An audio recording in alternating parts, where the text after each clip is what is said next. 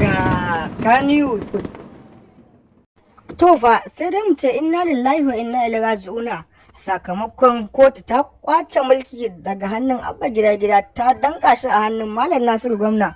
Wannan labari ne wanda ya tawo da al'ummar Kano hankali. A yanzu da kotu ta kwace wannan mulki daga hannun Abba Gida Gida ta ba wa Malam Nasiru Yusuf Gwamna, sakamakon cewa an kawo ingantattun shaidu da kuma gaskiyar zance. Su ana nufin cewa Abba bai cancanta ba, amma kuma al'ummar Kano an zaɓe shi. Ita kuma yanzu aka kotu ta ba wanda ya cancanta, sakamakon shi ne wanda ya kamata ya fito takara kuma a zaɓe shi ba Abba ba.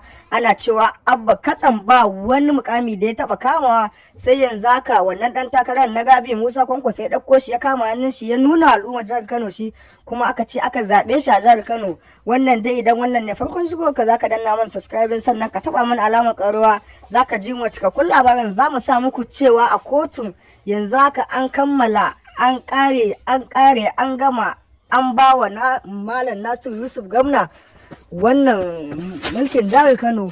Yanzu dai haka al'ummar jihar Kano an shiga alhini sakamakon jin wannan batu da aka ji an ce. Yanzu haka al'ummar jihar Kano kowa ya tsungun sakamakon uwa an yi musu mutuwa sakamakon jin wannan zancen. To ba nan dai mu dai sai dai mu ƙara cewa inna lillahi wa inna ilaihi raji'un, saboda al'ummar jihar Kano su ba haka suka so ba. Ga wanda aka zaɓa ga kuma wanda aka ba. Wannan labari ne dai wanda yanzu aka bi don mun sa muku shi a wannan channel din tamu, ingantattun labaran mu wanda ba waiwai bane ba, mu a gaskiya ake kawo muku. Za ku ci gaba da bibiyan mu a wannan tasha tamu mai cike dimbin albarka.